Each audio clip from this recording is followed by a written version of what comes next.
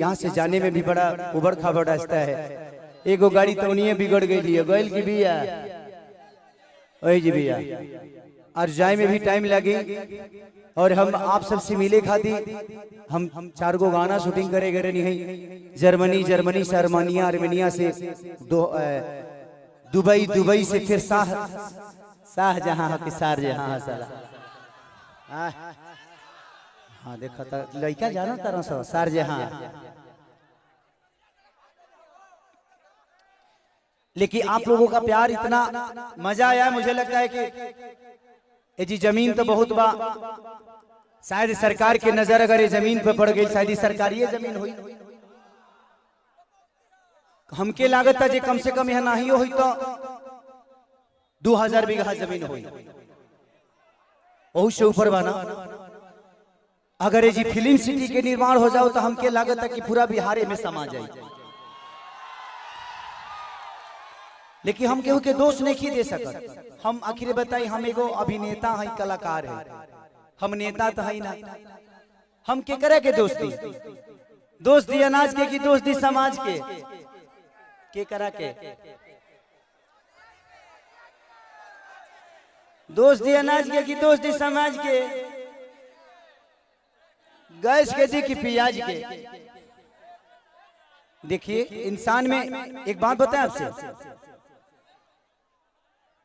वो ट्रेन गलत नहीं होती है जो लेट होती है, वो सवारी गलत होती है जो उस पे सफर करती है। हमें अपने आप को समझना तो पड़ेगा ना। हम अपने बच्चों की भविष्य तय नहीं कर सकते। हमें अधिकार तो मिलता है, तो कम से कम हम उस अधिकार के साथ हम अपने ऐसे इंसान को चुने जिससे हमारा भला हो सके। आज अगर यहाँ फिल्म सिटी बन जाए तो मुझे लगता है कि खेसारी लाल यादव यूपी में शूट करने जाते हैं, वहां पे कम से कम 60 से 70 लाख रुपया भैया प्रोड्यूसर और डायरेक्टर यूपी सरकार को दे के आता है। वहां कम से कम 300 लोगों को रोजी मिलेला, रोज कलाकार रोजी पैदा होले, रोज कलाकार काम करेले। लेकिन बिहार सरकार के कोनो चिंता नहीं है। ये बताई खेसरिया चाहे जितना भी संपत्ति बनौले बा बॉम्बे में बनौले बा, अगर वह चीज बिहार में रही तो खेसरिया का सारा संपत्ति बिहार में रही ना, हम अपना परिवार के अपना भाई लोगों के साथ रहते तो हमके भी तकलीफ होला, हमके भी अच्छा ना लगे कि हम दूसरा शहर में जाके दूसरा राज्य में जाके 2 रोटी कमाता नहीं। हमके शर्म लागेला दूसरा के जगह काम करे में, लेकिन क्या करी जब हमारे खेत बंजर हो जाए तो घर हर तो दूसरे के खेत में नहीं चलावे के पड़ी हमके। और हमारा खेत बंजर, हम किसान हो के भी इस खेत को आबाद नहीं कर पा रहे हैं, तो गलती हमारी है। गलती हमारी ये है कि हम जब इलेक्शन आता है तो खाली 2 फ्रूटी पियला के बाद तुरंत बटन दूसरा जगह चल जाता है।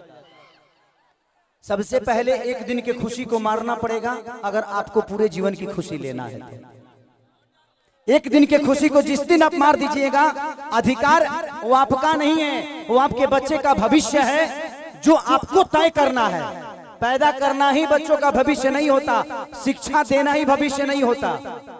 ये बताई खेसारी के बेटा बेटी खेसारी का लगे पैसा बा तो अमेरिका में पढ़ा दिए हैं, लेकिन सबका लगे वो सक्षम तो नहीं खे ना जब अपना बेटा बेटी का अमेरिका में पढ़ाई। तो बिहार में कितना लोग खेसारी बजी, एक गो ना, एक खेसरिया बा। ये बताइए आज भी हमारे बिहार के नेता हैं, यूपी के नेता हैं, सबके अपने बच्चे कोई अमेरिका में पढ़ता है, कोई लंदन में पढ़ता है, कोई मॉरिशस में पढ़ता है। किसी किसान का बेटा कहाँ पढ़ने जाता है? क्योंकि उसकी क्षमता नहीं है। क्योंकि इन लोगों ने अगर यहीं पे स्कूल दिया होता तो इनके भी बच्चे यहीं पे शिक्षित हो जाते। लेकिन इन्होंने जब अपने बच्चे का भविष्य तय नहीं किया तो हमारे बच्चों का भविष्य तय कहाँ से कर पाएंगे? अब ये बताइए कि यूट्यूब पर डाल दी तो लोग कहिए खेसरिया राजनेता हो गए। अब हम अपन दुखों ना कह सकीले। अच्छा हम नाजायज बोलते हैं चाचा। अभी बताइए खेसरिया जब अपना खातिर हॉस्पिटल नहीं बनवले तब गांव भर का इलाज कहां से कराई? तो जब ये हमारे नेता अपना इलाज कराने के लिए एम्स में जाते हैं, हमारे नेता अपना इलाज कराने के लिए बॉम्बे जाते हैं, विदेश जाते हैं, तो ये बताइए जब ये अपने इलाज के लिए अस्पताल नहीं खुलवाए तो हमारे इलाज के लिए कहां से खुलवा पाएंगे? मेरी उम्र आज 28 से 30 वर्ष की हो गई। 30 वर्ष से हो सकता है 5 वर्ष बाद मुझे होश आ गया होगा।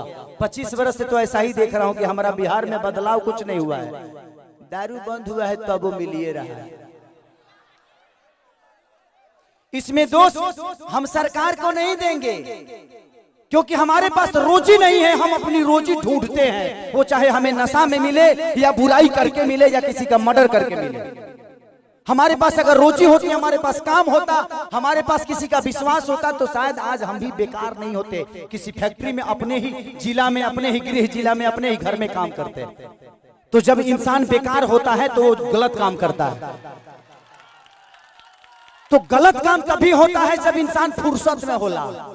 एक गलत काम हो तारा टाइमे ना मिली, अच्छा ही बताओ तार गेहूं के दवरी आई तो तू दूसरे के टिकोड़ा तुरे जीवो, तू अपन गेहूं दई बना।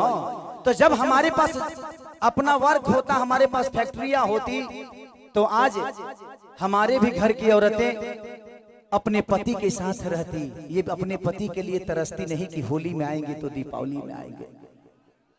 आज हम अपने बच्चों के साथ होली मनाते, दीपावली मनाते। हमें दीपावली मनाने के लिए किसी का परमिशन लेना पड़ता है, किसी से लेटर देना पड़ता है कि सर हमको जाना है, अपने बीबी के पास छठ आ गया है।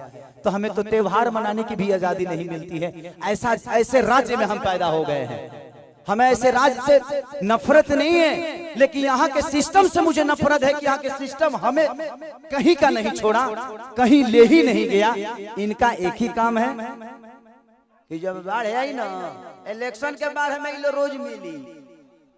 अगर इलेक्शन बा जहाँ बाढ़ आई कि चिवड़ा खात खात पेट मॉल हो जाए, खूब खाए बरवा चिवड़ा। लेकिन यही इलेक्शन बीतते ही एक भी आदमी, हाँ, जो आपके दर्दों को समझता है। मैं किसी राजनेता पे उंगली नहीं उठा रहा हूँ, मैं सिस्टम पे बात कर रहा हूँ। मुझे दुख होता है ऐसे देख के। इस जमीन को देखा तो मैं अपने अखिलेश बाबा से बोल रहा था एक बात कि बाबा इतनी अच्छी जमीनें हैं, ऐसे ही जगह पे हम शूट करने जाते हैं तो वहाँ फिल्म सिटी बन गया है। यही जंगल मुझे मिलती है मैं जब शूटिंग करने जाता हूँ, तो इससे कुछ वीआईपी नहीं मिलता है, लेकिन हमें वहां मिलता है क्योंकि वहां के सिस्टम ने उस जगह को बनाया है। व्यवस्था तो हमनी के बनावे के पड़ी। साल अच्छा 5 साल में एक बार मौका मिला, वो करो में हमनी के फ्रूटी पे घा जाइले से तो कहां से व्यवस्था के दे दी।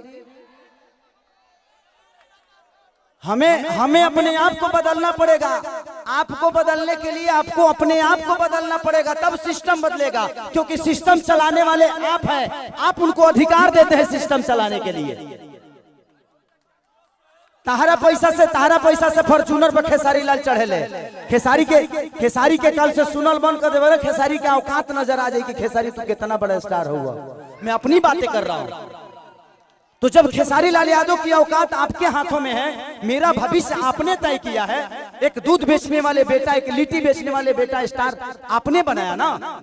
मेरे पिताजी कभी मेरा सिनेमा नहीं देखते हैं, लेकिन आप लोग अपने बेटा के लिए अपना हाथ तक फाड़ लेते हो। तो मेरे बाप से बढ़ के आप सब होते हो, इसीलिए मैं हमेशा आप सबसे प्यार करता हूं। मैंने अपनी जगह पहचानी। रास्ते खत्म नहीं होते हैं, जहां खत्म होते हैं वहीं से एक दूसरा रास्ता बनता है। वो आपको चुनना है कि आप जाना कहां चाहते हो। एक पत्थर भी विश्वास क्यों जगा देता है। हम राम को क्यों पूछते हैं यार? पूछने का कारण है कि राम ने कर्तव्य किया है, और हम पत्थर में भी भगवान ढूंढ लेते हैं।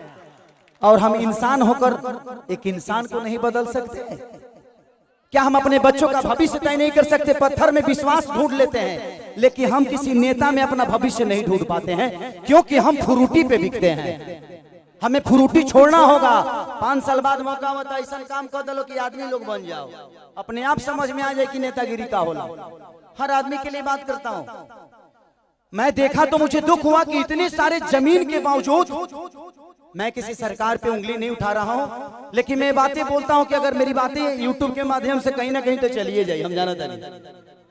लेकिन मैं यही कहना चाहता हूं सरकार से कि यहाँ 5000 एकड़ जमीन है, 100 एकड़ में एक फिल्म सिटी बना दो यार, कि मैं अपने भाइयों के साथ यहाँ शूटिंग करने आऊं। अगर मुझे लगता है ना, अगर यहाँ पे फिल्म सिटी 100 एकड़ में बन गया तो बिहार की सबसे खूबसूरत ये जगह होगी। ये मेरा दावा है, ये मैं जानता हूं। और पूरी दुनिया यहाँ पे आएगी शूटिंग करने, चाहे वो सलमान खान हो, अमिताभ बच्चन हो, या अक्षय कुमार हो। खेसरिया के घर है तो झड़ो फिरे खाती चले। हमार तो बतिया हटा दे, हम तो घर के बेटा हैं, ये जमीन के उपजल एगो अनाज है।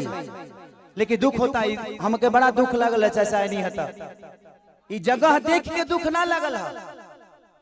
इतना सुंदर जगह बावे ओकरा बावजूदो हमनी के अपना जमीन पर फसल नहीं किस उगा पावत। ई हमनी के ब्रह्मणा बा, जे हमनी के कितना तकलीफ में बानी जा। अरे आप पिता हैं, क्या कहूँ। अरे वो तो बहुत दूर की बात कह दीजिए, मुँह हम लोगों को चलने के लिए रोड नहीं मिल रहा है। देखिए यहाँ से वहाँ से एक बार एग्रीमेंट भी हुआ था, सरकार बनने नहीं दे रही है। हम लोग क्या करें, अब कोई रास्ता नहीं मिल रहा है। तिल्हार से यहाँ आने जाने के लिए सेमरा तक रोड हुआ था, सरकार वन विभाग करने नहीं दे रहा है। ये तो बड़ी बात कह दी, 500 बीघा काम करने के लिए। एगो बात बताई, हम बहुत गरीब परिवार के बेटे लगे 50-100 करोड़ 200 करोड़ रुपया नहीं थे, लेकिन भगवान अगर हमके बहुत बड़ा जहिया बना दी है ना, हम वादा करत नहीं। हम इसे वादा करके देखिए, हम नेता ना है, हमके वोट नहीं खेले के, और वो लोग इन आशीर्वाद देवे दिले हमारे खातिर बहुत बा। हम वादा करत नहीं कि भगवान अगर हमके बहुत बड़ा आदमी बना दे ना, तो हम अपना पैसा से फिल्म सिटी बनाए भेजी गया, जमीन लोग वालों के इससे इतना नीमन जगह हम साउथ में, अभी साउथ के सिनेमा करके नहीं है, इतना नीमन जगह हमके साउथ में ना मिलल। हम अपना जीवन में पहली बार इस जगह पाइल भाई, इस जगह पे आया, इस जगह पे आके ऐसा